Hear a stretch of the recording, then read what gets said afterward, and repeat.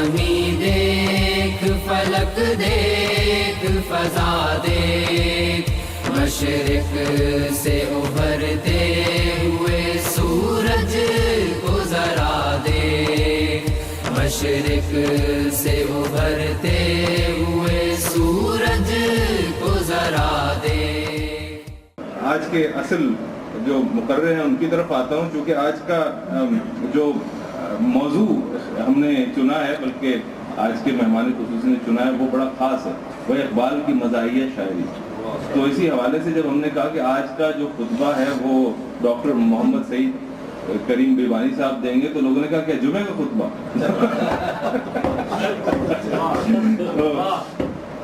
تو بہرحال وہ اب یہ ان پہ ہے کہ کون سا خطبہ دیتے ہیں، اور چونکہ ڈاکٹر، یہ میں نے اس لیے جرات کی کہ ڈاکٹر صاحب کا حصہ مزہ بہت اچھا ہے، تو ویسے ہر شخص کا یہاں سعودی عرب میں اتنے عرصے رہ کے اچھا رہتا نہیں ہے،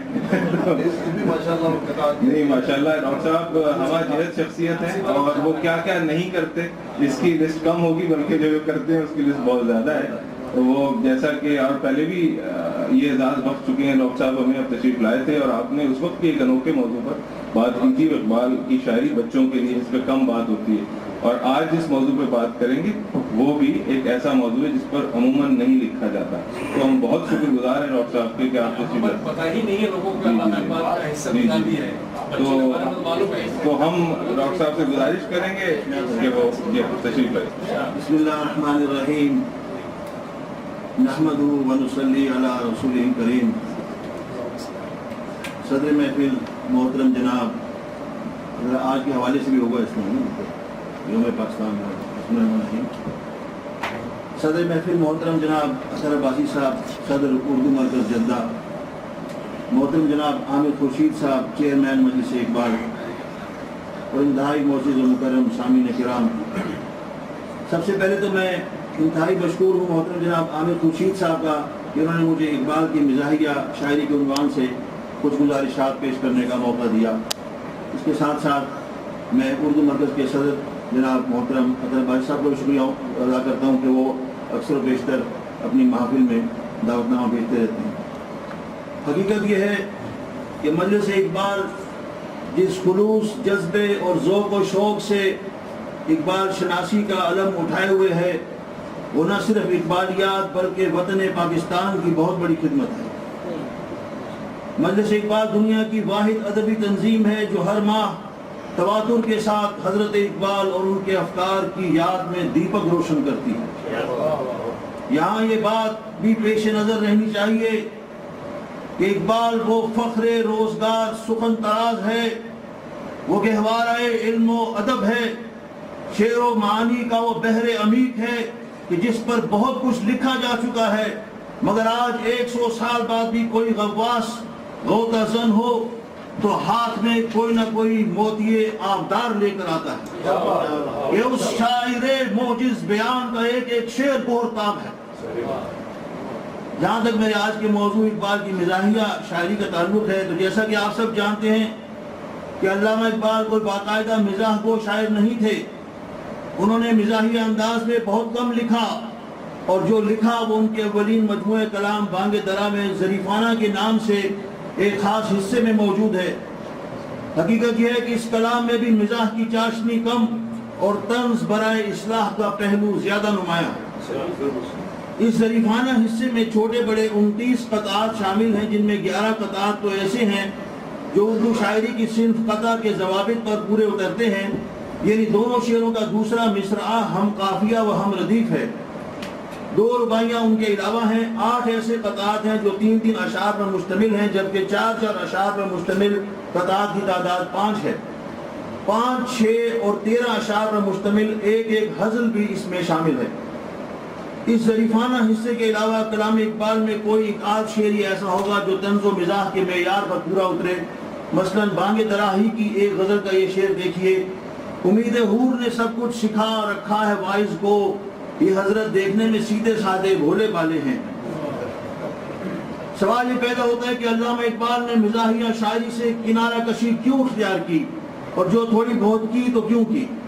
اس بارے میں بظاہر جو وجہ نظر آتی ہے یہ ہے کہ آپ مسلم لیگ سے تو ہندوستان میں قیام کے دوران ہی وابستہ ہو گئے تھے، جس کا قیام ان کے یورپ جانے کے 1 سال بعد 1906 میں عمل میں آیا تھا۔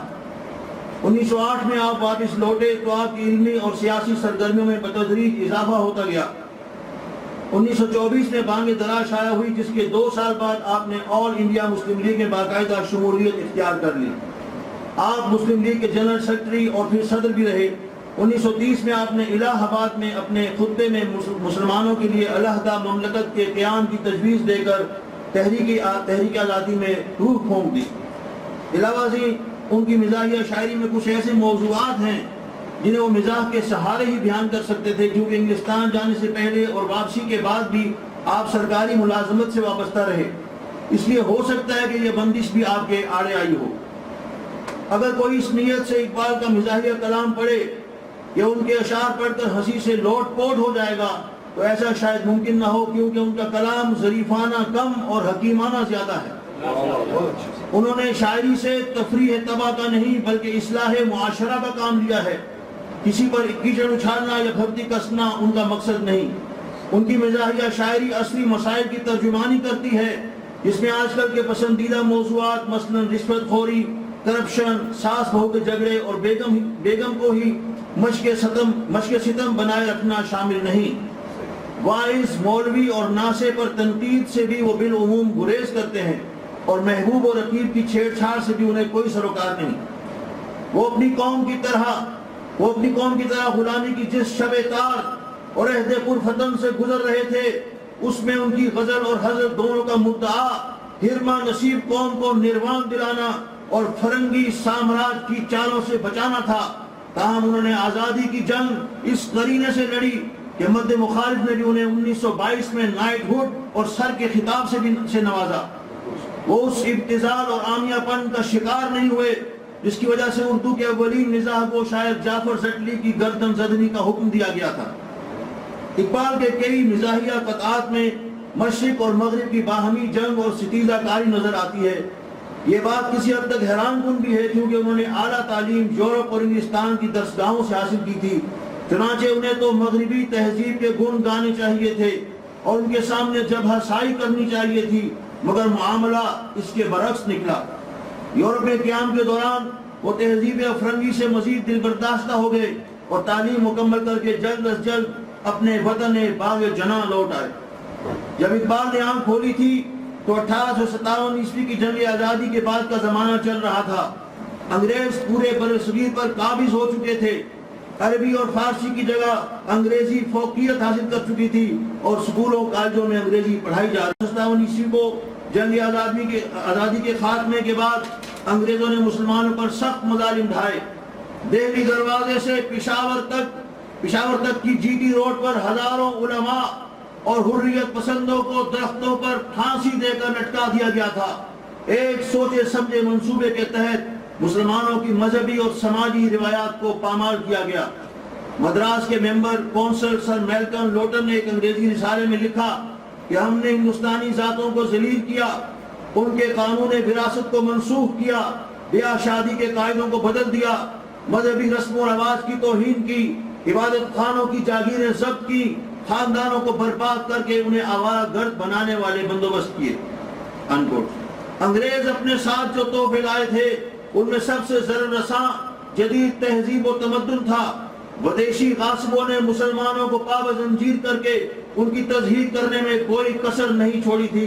اقبال کا ایک شعر دیکھیے کہ میرا یہ حال بوٹ کی ٹو چاٹتا ہوں میں، میرا یہ حال بوٹ کی ٹو چاٹتا ہوں میں، ان کا یہ حکم دیکھ میرے فرش پر نرین۔ انگریزوں نے ڈرا دھمکا کر اور لالچ دے کر علماء سے اپنے خلاف جہاد نہ کرنے کے فتوے جاری کروائے تاکہ مزاحمتی تحریکوں کی بے حکومی کی جا سکے۔ ایک ادا دیکھیے اقبال کا، کچھ غم نہیں جو حضرت واعظ ہے تنگ دست، کچھ غم نہیں جو حضرت واعظ ہے تنگ دست، تہذیب نو کے سامنے سر اپنا خم کریں، رد جہاد میں تو بہت کچھ لکھا گیا، تردید حج میں کوئی رسالہ رقم کریں۔ ملاحظہ کیجئے کہ یہاں اقبال نے حضرت واعظ کو تنگ دستی دور کرنے کے لیے مشورہ دیا ہے کہ انگریزوں سے پیسے لینے کے لیے اسلام کے احکامات کی خلاف ورزی پر کوئی رسالہ لکھ دیجئے۔ آزادی کی دولت چھن جانے کے بعد برصغیر کے مسلمان اپنی گمگشتہ اسلامی اقدار سے دور ہوتے جا رہے تھے۔ انگریز کیا آئے، گویا پورے ہندوستان میں شراب کی دکانیں کھل گئیں۔ ہر چند کے عام مسلمان اس علت سے دور رہے، مگر غیر اسلامی ماحول میں بالا کشوں کی تعداد بڑھتی ہی چلی گئی۔ اس تناظر میں اقبال نے 6 شعروں پر مشتمل ایک قطعہ لکھا، جس میں ایک واعظ مسلمانوں کو مشرکین سے لین دین کی ممانعت فرماتے ہیں اور کہتے ہیں کہ ناپاک چیز ہوتی ہے کافر کے ہاتھ کی۔ اس پر ایک شرابی کا رد عمل دیکھیے، اور آخر میں شاعر کی طنزیہ چوٹ۔ ایک وعدہ کش بھی واز کی محفل میں تھا شریک، جس کے لیے نصیحت واعظ تھی بار گوش۔ کہنے لگا ستم ہے کہ ایسے قیود کی پابند ہو تجارت سامان خورد و نوش۔ میں نے کہا کہ آپ کو مشکل نہیں کوئی، ہندوستان میں ہے کلمہ گو بھی میں فروش۔ اقبال کی مزاحیہ شاعری اکبر الہ آبادی کا رنگ لیے ہوئے ہے، جن کا انتقال 1921 میں ہوا تھا۔ اکبر الہ آبادی الہ آباد کورٹ میں سیشن جج تھے، اس لیے سرکاری نوکری کی وجہ سے اس پوزیشن میں نہیں تھے کہ انگریزوں سے براہ راست ستیزہ کار ہو جاتے، مگر انہوں نے طنز و مزاح کے لبادے میں نئی تہذیب کے انکار کے خلاف لفظی برگزیدگی کا خوب اظہار کیا۔ اقبال نے مزاحیہ شاعری سے وہی کام لیا ہے جو انہوں نے سنجیدہ شاعری سے لیا، یعنی غلامی کے ستائے ہوئے سوختہ سامانوں کو اصلی منزل دکھانا۔ شمشیر و سنا کی جو جھنکار ان کی سنجیدہ شاعری اور آزادی کے جذبے سے سرشار نظموں میں نظر آتی ہے، اس کی جھلک ان کی مزاحیہ شاعری میں بھی نمایاں ہے۔ انگریزوں کی حاکمیت کے سبب فرنگی تہذیب و تعلیم کا زہر جس طرح برصغیر کے رہنے والوں میں سرایت کر گیا تھا، اس کے خلاف علامہ اپنے تیر کش سے تیر پھینکتے چلے گئے۔ دراصل جنگ آزادی کے بعد تحریک پاکستان کی آزادی کی جنگ اقبال کے شعروں اور قائد اعظم رحمۃ اللہ علیہ کی تقریروں میں لڑی گئی، جو بالآخر قیام پاکستان پر منتج ہوئی اور انگریزوں کو ملک چھوڑنا پڑا۔ یعنی جو کام جنگ اور اسلحے کی زور آزمائی سے نہ ہو سکا، وہ تحریر و تقریر نے کر دکھایا۔ آزادی سلب ہونے کے بعد برصغیر مشرقی اور مغربی تہذیبوں کے تصادم کی آماج گاہ بلکہ جنگاہ بن گیا تھا۔ مسلمان اور ہندو دو مختلف قومیں صحیح، مگر بحیثیت مجموعی وہ ایک زمانے سے ایک دوسرے کے ساتھ امن و سکون کے ساتھ نباہ کر رہے تھے، تاہم اب ان میں تفریق پیدا ہونے لگی تھی۔ اردو اور ہندی کا تفریقہ زور پکڑ گیا تھا۔ جانوروں کو ذبح کرنے کا طریقہ بھی باعث نزاع تھا۔ مسلمان شرعی طریقے سے حلال کرنا جائز سمجھتے تھے، جبکہ جھٹکا یعنی جانور کو ایک ہی ضرب سے مارنے کا عمل انہیں قبول نہ تھا۔ اس پر اقبال کا یہ شعر دیکھیے کہ یا باہم پیار کے جلسے تھے دستور محبت قائم تھا، یا باہم پیار کے جلسے تھے دستور محبت قائم تھا، یا بحث میں اردو ہندی ہے، یا قربانی یا جھٹکا ہے۔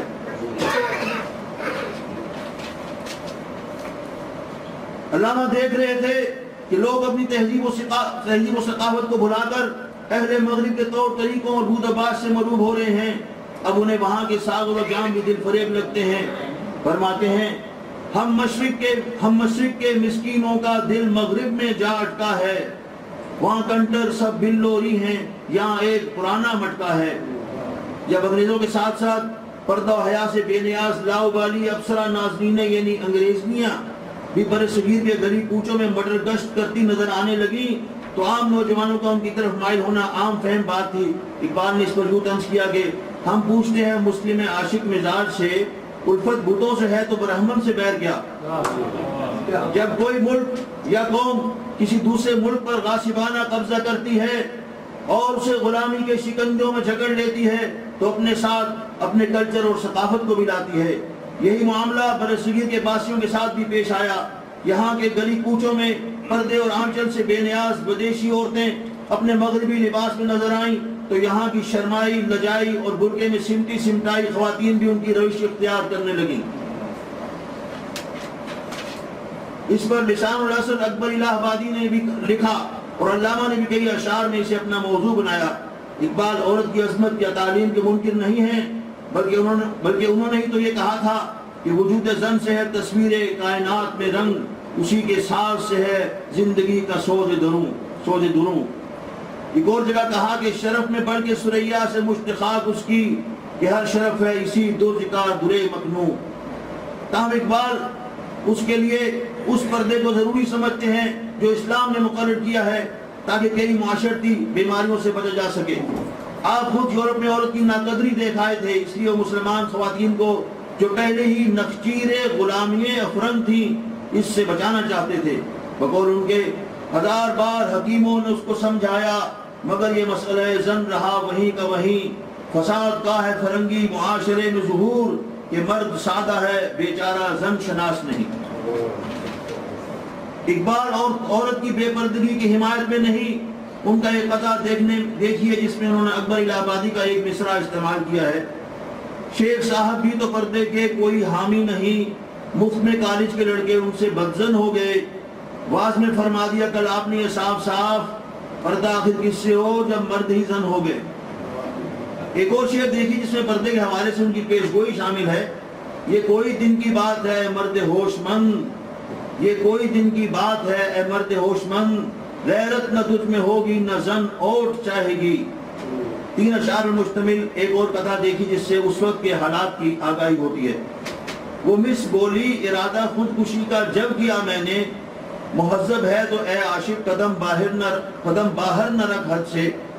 وہ مس بولی ارادہ خودکشی کا جب کیا میں نے، مہذب ہے تو اے عاشق قدم باہر نہ رکھ حد سے۔ نہ جرت ہے نہ خنجر ہے تو قصد خودکشی کیسا، یہ مانا درد ناکامی گیا تیرا گزر حد سے۔ کہا میں نے کہ جانے جہاں کچھ نقد دلوا دو، کرائے پر منگا لوں گا کوئی افغان سرحد سے۔ اس قطعے کے پہلے مصرعے میں لفظ مس اس بات کی غمازی کرتا ہے کہ مقامی نوجوانوں کا اس زمانے میں انگریز مہوشاؤں کے عشق میں گرفتار ہونا روٹین کی بات تھی۔ دوم آخری مصرع کرائے پر منگا لوں گا کوئی افغان سرحد سے بھی بہت سی معلومات کا حامل ہے۔ ایک تو یہ کہ آج سے 100 سال پہلے قتل و غارت گری کا گڑھ یہی سرحدی علاقہ ہوتا تھا۔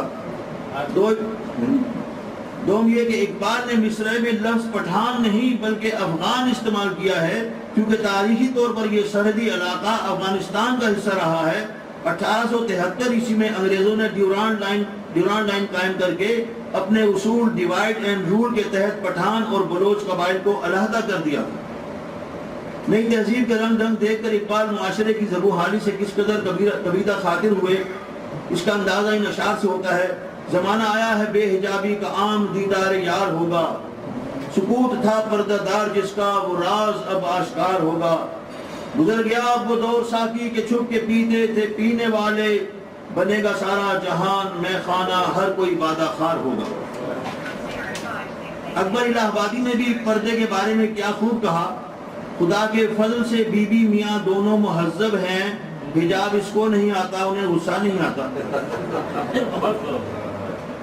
اقبال نے اپنی مزاحیہ شاعری میں بدلتے ہوئے نظام تعلیم اور مدرسے کی جگہ سکولوں کالجوں کے قیام اور ان میں انگلش میڈیم سٹائل کی تعلیم کو بھی نشانہ بنایا ہے۔ فرماتے ہیں تعلیم مغربی ہے بہت جرت آفرین، تعلیم مغربی ہے بہت جرت آفرین، پہلا سبق ہے بیٹھ کے کالج میں مار ڈینگ۔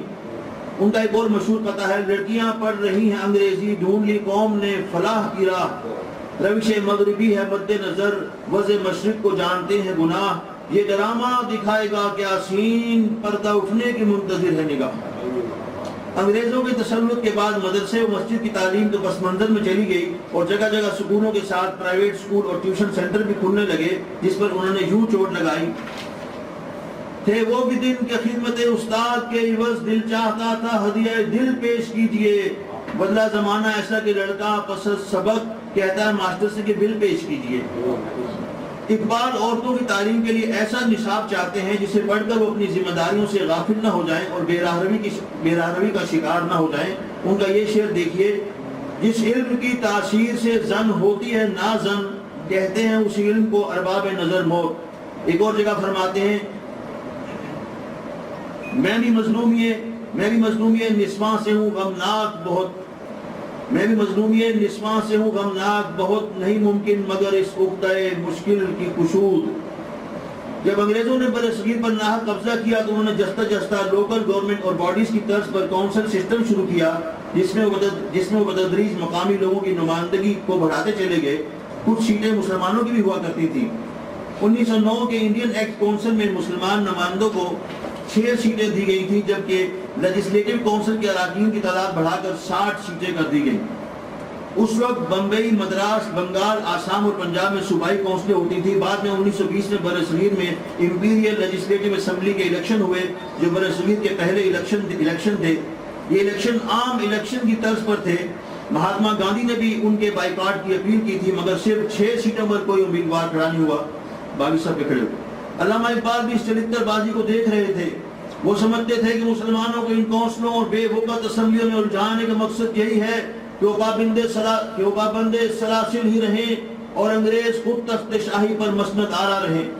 کوتاہ فہم اس جھانسے میں آ گئے مگر اقبال کی جہاں دیدہ نگاہوں نے اس دریوسا گری کو سمجھتے ہوئے اصل حقیقت کو تشت اسبان کیا. فرماتے ہیں ہندو ستا میں جزو حکومت کونسلیں آغاز ہے ہمارے سیاسی کمال کا. ہم تو فقیر تھے ہی ہمارا کمال تھا سیکھے سلیقہ اب عمرا بھی سوال کا. آخری مصرے میں لفظ سوال اور سلیقہ توجہ طلب ہے کیونکہ اس وقت ہندوستانی اراکین کو سوال کرنے کا حق تو دیا گیا تھا مگر اس کے لیے متعلقہ محکمے یا ارباب حکومت کو 6 دن کا نوٹس دینا لازمی ہوتا تھا. مزید یہ کہ جواب ملنے کے بعد مزید سوالات کی یا رد و قطع کی اجازت نہیں تھی. ایک اور شعر میں طنز کرتے ہوئے کہتے ہیں کہ ممبری امپیریل کونسل کی کچھ مشکل نہیں، ووٹ تو مل جائیں گے پیسے بھی دلوائیں گے کیا. لوکل باڈیز کے اجلاس پر طنز کرتے ہوئے اقبال کہتے ہیں مصر حلقہ کمیٹی میں کچھ کہیں ہم بھی، مصر حلقہ کمیٹی میں کچھ کہیں ہم بھی مگر رضائے کلیکٹر کو بھانپ لیں تو کہیں. فرنگی سرکار نے یونین کونسلوں اور بعد میں بننے والی اسمبلیوں میں ریاستوں کے حکمرانوں، زمینداروں اور جاگیرداروں کے لیے سیٹیں مختص کی تھی بلکہ ایک عرصے تک تو صرف وہی مقامی نمائندگی کے اہل تھے. اس پر اقبال نے یوں طنز کیا سنا ہے میں نے کل یہ گفتگو تھی کارخانے میں، پرانے جھونپڑوں میں ہے ٹھکانہ دستکاروں کا مگر سرکار نے کیا خوب کونسل ہال بنوایا کوئی شہر میں تکیہ نہ تھا سرمایہ داروں کا. تاہم بلاخر اقبال بھی ضبط و تحمل کا دامن چھوڑ کر واشگاف اعلان کرتے ہیں کہ اٹھا کر پھینک دو باہر گلی میں، نئی تہذیب کے انڈے ہیں گندے. الیکشن، ممبری، کونسل، صدارت بنائے خوب آزادی نے پھندے. اکبر الہ آبادی بھی اس وقت بقید حیات تھے. فرماتے ہیں ایک دل لگی ہے وقت گزرنے کے واسطے، دیکھو تو ممبروں کے ذرا ہیر پھیر کو، ایسی کمیٹیوں سے پھل کا امیدوار اکبر درخت سمجھتا ہے پتوں کے ڈھیر کو. اکبر درخت سمجھا ہے پتوں کے ڈھیر کو. اب آئیے ایک اور موضوع کی طرف. علامہ اقبال کی مزاحیہ شاعری میں کئی ایسے تاریخی حوالے بھی ملتے ہیں جن کا ذکر شاید صرف انہوں نے ہی کیا ہے. اس سے پہلے کہ میں ان اہم واقعات کا ذکر کروں یہاں یہ بتانا ضروری ہے کہ جس دور میں اقبال نے مزاحیہ شاعری کی جو بالعموم 1908 سے 1922 تک کا دور ہے وہ زمانہ مسلمانوں کی زبوں حالی کا زمانہ تھا.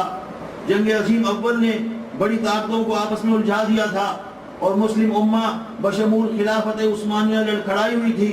فرنگیوں نے بر صغیر میں شمع حریت فروزاں کرنے والوں کو مردان شاہ پیر پگاڑا کی طرح پھانسی دے کر ایسی جگہ دفن کیا کہ ان کا سراغ آج تک نہیں مل سکا. علامہ اقبال کے شعروں سے معلوم ہوتا ہے کہ وہ نہ صرف بر صغیر بلکہ دنیا اسلام کے احداث اور واقعات بالخصوص حجاز مقدس کی بھی خبر و نظر رکھتے تھے. اس لحاظ سے ان کے بعض اشعار اہم تاریخی حوالہ بھی ہیں. ایک شعر دیکھیے کہ کیا خوب امیر فیصل کو سنوسی نے پیغام دیا، تو نام و نسب کا حجازی ہے پر دل کا حجازی بن نہ سکا. اس شعر میں حجاز کے والی حسین شریف کے بیٹے امیر فیصل کی طرف اشارہ ہے. پہلے حسین شریف نے ترکوں سے بغاوت کر کے خود کو حجاز کا والی ہونے کا اعلان کیا. بعد میں ان کے بیٹے امیر فیصل نے لارنس آف عربیہ کے ساتھ مل کر ترکوں کا عرب ممالک پر تسلط ختم کیا. بالآخر مارچ 1924 میں خلافت عثمانیہ کا خاتمہ ہو گیا. امیر فیصل نے 1916 میں ترکوں کا ساتھ دینے کے بجائے انگریزوں کا ساتھ دیا جو مصر کی طرف سے فلسطین پر حملہ آور ہوئے تھے. جنگ کے بعد 1919 میں پیرس امن کانفرنس ہوئی جس میں امیر فیصل کو شام اور بعد میں عراق کا بادشاہ بنایا گیا. اقبال کی طویل ترین مزاحیہ نظم جس میں گائے اور اونٹ کا مکالمہ ہے اس میں ایک بڑے واقعے کی طرف اشارہ ہے، وہ ہے حجاز ریلوے کا قیام. نظم گائے اونٹ سے کہتی ہے میں تو بدنام ہوئی توڑ کے رسی اپنی سنتی ہوں آپ نے بھی توڑ کے رکھ دی ہے مہار.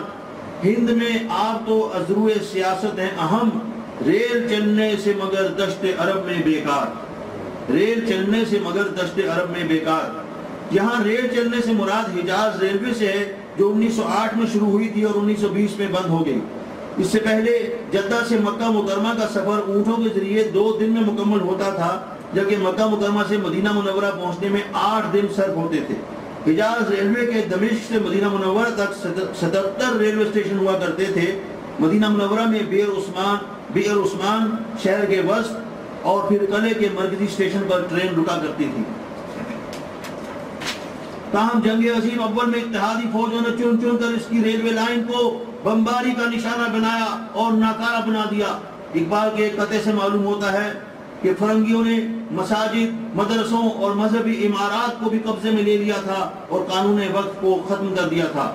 ہاتھوں سے اپنے دامن دنیا نکل گیا، رخصت ہوا دلوں سے خیال معاد بھی۔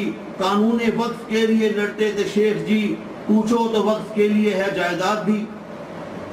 جہاں ایک طرف اقبال حجاز سے تعلق رکھنے والے امیر فیصل کی بغاوت پر شکوہ کرتے ہیں، وہیں عثمانیہ حکومت کو بھی اس کا مورد الزام ٹھہراتے ہیں کہ انہوں نے کیوں نہ عربوں سے تعلقات استوار رکھے اور کیوں انہیں سرکشی کا موقع دیا۔ ناداں تھے اس قدر کہ نہ جانی عرب کی قدر، حاصل ہوا یہی نہ بچے مار پیٹ سے۔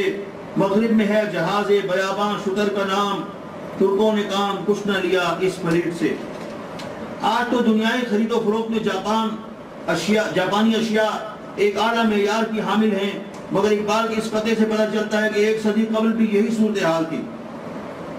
ملاحظہ کیجیے ان کا قطعہ، انتہا بھی اس کی ہے آخر خریدیں کب تلک، انتہا بھی اس کی ہے آخر خریدیں کب تلک، چھتریاں رومال مفلر پیرہن جاپان سے۔ انتہا بھی اس کی ہے آخر خریدیں کب تلک، چھتریاں رومال مفلر پیرہن جاپان سے۔ اپنی غفلت کی یہی حالت اگر قائم رہی، آئیں گے غسال کابل سے کفن جاپان سے۔ بعد میں آئی بھی۔ معاشرے کی معاشی ناہمواریوں اور ظلم و تعدی سے بھی اقبال بے بہرہ نہیں رہ سکتے تھے۔ ان کے کلام کے ظریفانہ حصے میں ایسے کئی اشعار ہیں جن میں زیر دستوں پر سینہ زوری کرنے والے سرمایہ داروں کی گوشمالی کی گئی ہے۔ 3 اشعار پر مشتمل ایک قطعہ دیکھیے۔ رات مچھر نے کہہ دیا مجھ سے ماجرا اپنی ناتمامی کا، مجھ کو دیتے ہیں ایک بوند لہو سلا شبر کی تشنہ کامی کا، اور یہ بسوا دار بے زحمت پی گیا سب لہو اسامی کا۔ ایک اور جگہ کہتے ہیں چٹے بٹے ایک ہی تھیلی کے ہیں، ساہوکاری بسوا داری سلطنت۔ ایک اور ربائی میں اقبال استعماری نظام پر یوں نشتر زنی کرتے ہیں، کارخانے کا ہے مالک مرد کے ناکردکار، کارخانے کا ہے مالک مرد کے ناکردکار، عیش کا پتلا ہے محنت ہے اسے ناسازگار، حکم حق ہے لیس الانسان الا ما سعی، کھائے کیوں مزدور کی محنت کا پھل سرمایہ دار۔ آخر میں اقبال نے مذاق ہی مذاق میں اپنے دور کی تلخیوں اور غارت گری کو اس طرح بیان کیا ہے کہ حسنت و درکنار قاری مسکرانے پر بھی آمادہ نہیں ہو سکتا۔ اس کے برعکس اسے اپنے ساتھ ہونے والی محرومیوں کا احساس ہوتا ہے اور وہ قوم کے لیے کچھ کر گزرنے کے جذبے سے سرشار ہو جاتا ہے، اور یہی اقبال کا مدعا اور پیغام تھا۔ آزادی کی تگ و تاز میں انہوں نے مزاحیہ سخنوری کو بطور سلاح استعمال کیا ہے۔ آزادی کی تگ و تاز میں انہوں نے مزاحیہ سخنوری کو بطور سلاح استعمال کیا ہے، اور معال کار وہ نہ سہی ان کے اہل وطن آزادی کی نعمت سے سرفراز اور ظفر یاب ہوئے۔ یوم پاکستان مبارک، اللہ مبارک فیک۔ بہت شکریہ ڈاکٹر صاحب۔ آپ نے دیکھا حاضرین کے ڈاکٹر صاحب کا نہ صرف یہ کہ مواد بہت شاندار تھا، بلکہ جس طریقے سے آپ نے اس کی ادائیگی کی اور جو لفظوں کا در و بست تھا وہ بھی بہت ثقہ تھا، اور آپ نے تاریخی اور تہذیبی پس منظر میں اقبال کی مزاحیہ شاعری کا جائزہ لے کر یہ ثابت کیا کہ یہ صرف ظریفانہ شاعری نہیں ہے بلکہ اس میں بہت تہداری ہے اور اس میں طنز کے رشتر بھی ہیں، تو جو کہ ایک بڑے شاعر کی پہچان ہے۔ میں بہت شکر گزار ہوں ڈاکٹر صاحب کہ آپ تشریف لائے اور آپ نے یہ مضمون ہمارے لیے لکھا، اور امید ہے کہ آپ آئندہ بھی آتے رہیں گے۔ اور آپ سب سے درخواست ہے کہ آپ میں سے جو بھی چاہے، یہ مجلس اقبال کا پلیٹ فارم آپ سب کا ہے، تو جو بھی کوئی ثقہ چیز آپ پیش کرنا چاہیں تو ہم بہت ممنون ہوں گے کہ اگر آپ آگے بڑھیں۔ اور پیش کریں. اور ہم یہ بھی چاہیں گے کچھ اس کا فارمیٹ بھی تبدیل کیا جائے. کچھ دوستوں کی خواہش تھی کہ ہم کچھ ایک پینل کی صورت میں بھی ایک ڈسکشن کوئی مکالمات کرنا چاہیں گے. اس پہ ہم انشاءاللہ آئندہ آپ کو مطلع کریں گے. آخر میں عالمی اردو مرکز کے صدر اور آج کی محفل کے صدر جناب اطہر عباسی سے ملتمس ہوں کہ وہ اختتامی کلمات ادا کریں. بسم اللہ الرحمن الرحیم. آج کے مہمان خصوصی ڈاکٹر بیوانی صاحب، چیئرمین مجلس اقبال، محترم عامر خورشید اور حاضرین محفل، آپ سب کو مبارک ہو. اور ماشاءاللہ آپ سب ہی کے تعاون سے یہ تقریب باقاعدگی سے ماہانہ منعقد کر رہے ہیں ہم، اور انشاءاللہ امید ہے کہ یہ سلسلہ جاری رہے گا. یہ ہمارا تیسرا سال ہے جو شروع ہے، ماشاءاللہ یہ آج کا تیسرا اجلاس ہے. امید ہے کہ انشاءاللہ یہ سلسلہ جاری و ساری رہے گا. اسی طرح آپ لوگوں کا تعاون اگر حاصل رہا تو انشاءاللہ. اور میں شکر گزار ہوں ڈاکٹر بیوانی صاحب کا خاص طور سے کہ انہوں نے اقبال کی ظریفانہ شاعری کے حوالے سے بہت خوبصورت انداز میں، بڑی احتیاط سے بہت خوبصورت مقالہ پیش کیا. قابل تعریف ہے، اور ہمیں امید ہے کہ ڈاکٹر صاحب وہ مجلس اقبال کے ساتھ انشاءاللہ اسی طرح اپنا تعاون جاری رکھیں گے یہ سلسلہ. اور یہاں پہ موجود، ویسے تو جیسے ابھی عامر خورشید نے کہا، آپ تمام حضرات اس میں حصہ لیں، کوشش کریں کہ شامل ہوں. لیکن یہاں پر موجود کچھ حضرات ہیں جن سے میں خاص طور سے گزارش کروں گا، جس میں الطاف عوان صاحب ہیں اور پروفیسر وسیم شاہد ہیں جو ہمارے پہلے ایک اجلاس میں شریک بھی ہو چکے ہیں. میری گزارش ہے ان سے کہ وہ بھی آئیں اور کسی آئندہ آنے والے اجلاس میں کلیدی خطبہ پیش کریں. اس کے علاوہ نوجوان شعراء میں ہمارے الطاف شہریار صاحب ہیں، اور جمع فکر شاعر ہمارے فیصل طفیل غالب میں چلے گئے ہیں. تو ان حضرات سے گزارش ہے کہ اقبال کے حوالے سے نظم کہیں یا اقبال کی زمین میں کچھ اشعار پیش کریں اور تقریرات، تاکہ اقبال کے حوالے سے زیادہ ہم لوگ اظہار خیال کر سکیں، ہمارے سامنے وہ چیزیں آئیں. خالد کیتھوریا صاحب یہاں موجود ہیں، ماشاءاللہ ان کی صحت بہرحال ہم دعا گو ہیں، اللہ تعالیٰ انہیں صحت و تندرستی کے ساتھ سلامت رکھے. ماشاءاللہ بڑا اچھا قلم ہے ان کا بھی، اگر وہ تحریر کریں. میں نے پڑھی ان کی کئی تحریریں، اور میری ان سے گزارش ہے کہ اقبال کے حوالے سے وہ بھی اس میں حصہ لیں ہماری مجلس میں آئندہ انشاءاللہ. جمیل راٹھور صاحب کا بہت شکریہ، کافی عرصے بعد آئے ہیں اور ہمیں امید ہے کہ مجلس اقبال سے ان کا تعاون بھی جاری رہے گا اور وہ اس سلسلے میں ہمارے ساتھ شامل رہیں گے. اور آج یقیناً دو آتشہ پروگرام ہیں. اقبال کا پروگرام جو ہوتا ہے، اس کے علاوہ یوم پاکستان کے حوالے سے بھی، جیسا کہ عامر نے کہا، عامر ہی کی بات کو میں آگے لے کے چلتا ہوں کہ 23 مارچ 1940 مسلم لیگ کا اجلاس علامہ اقبال رحمۃ اللہ علیہ کی ایک دیرینہ خواہش کی تکمیل تھی. اور یہ وہی ہے سلسلہ، اگر ہم اس کو دیکھیں تو یہ جا کے خطبہ الہ آباد سے ملتا ہے. خطبہ الہ آباد قرارداد پاکستان کا سلسلہ علامہ اقبال کے خطبہ الہ آباد سے جا ملتا ہے، جو حصول پاکستان کا وسیلہ بنا. علامہ اقبال اپنے تاریخی خطبہ الہ آباد کا اختتام جن الفاظ پر کرتے ہیں، وہ لائحہ عمل قرارداد پاکستان کو پاکستان کے حصول تک پہنچانے کا وسیلہ بنا. 23 مارچ 1940 یقیناً ہماری تاریخ کا ایک عہد ساز دن تھا، جس کی قومی سطح پر یاد منانا ہمارا ایک اہم فریضہ ہے. مگر اس کی یاد محض رسمی طور پر منائی جائے نہ منائی جائے، بلکہ اس دن تجدید عہد کیا جانا چاہیے. اور میں سمجھتا ہوں آج ہمیں یوم تجدید عہد ہی کے حوالے سے گفتگو کرنی چاہیے کہ جو عہد کیا جائے کہ جو کوتاہیاں اور غلطیاں ہم سے ماضی میں ہوئی ہیں ان سے سبق سیکھا جائے، تاکہ ہم دنیا کی ایک باوقار قوم بن جائیں. اور 23 مارچ 1940 کے موقع پر کیے گئے وعدے کے مطابق پاکستان کو دنیا کا ایک منفرد اسلامی ملک اور فلاحی مملکت بنائیں. آئیے میں اور آپ سب آج عہد کرتے ہیں اس بات کا کہ یوم تجدید عہد ہے، اور اسی حوالے سے میں چند شعر ایک نظم پیش کر رہا ہوں جو میں سمجھتا ہوں ہم سب کی نمائندگی ہے اور ہم سب کی طرف سے تجدید عہد ہے. کہ جادہ حق پہ ثابت قدم دوستو، چل کے منزل پہ لینا ہے دم دوستو. ابھی تک وہ منزل نہیں آئی ہے. کہ جادہ حق پہ ثابت قدم دوستو، چل کے منزل پہ لینا ہے دم دوستو. پھوٹ نکلے کرن مسکرائے سحر، حسن فطرت کا ہو جنت ہر نظر. آسمان وطن پر ہو پھر جلوگر، आफताब हरीम हरम दोस्तों, जादाए हक पे साबित कदम दोस्तों, धूप निकले किरण मुस्कुराए सहर, हुस्न फितरत कहो जन्नते हर नजर, आसमाने वतन पर हो फिर जलवगर, आफताब हरीम हरम दोस्तों, जादाए हक पे साबित कदम दोस्तों। जो है कलमात हक वो कहो बेखतर, जो है कलमात हक वो कहो बेखतर, ताकि छुप जाए हर इज़्म बातिल का सर, ताकि हासिल हो ताईद खैरुल बशर, आम हो जाए हक का करम दोस्तों, जादाए हक का साबित कदम, आम हो जाए हक का करम दोस्तों, जादाए हक पे साबित कदम दोस्तों, चल के मंजिल पे लेना है दम दोस्तों। ज्यादा पैमाए मंजिल है ऐने नजर, आओ हो जाओ तुम भी शरीके सफर, हाँ बढ़ो नौजवानों बढ़ो बेखतर, चल के मंजिल पे लेना है दम दोस्तों, जादाए हक पे साबित कदम दोस्तों।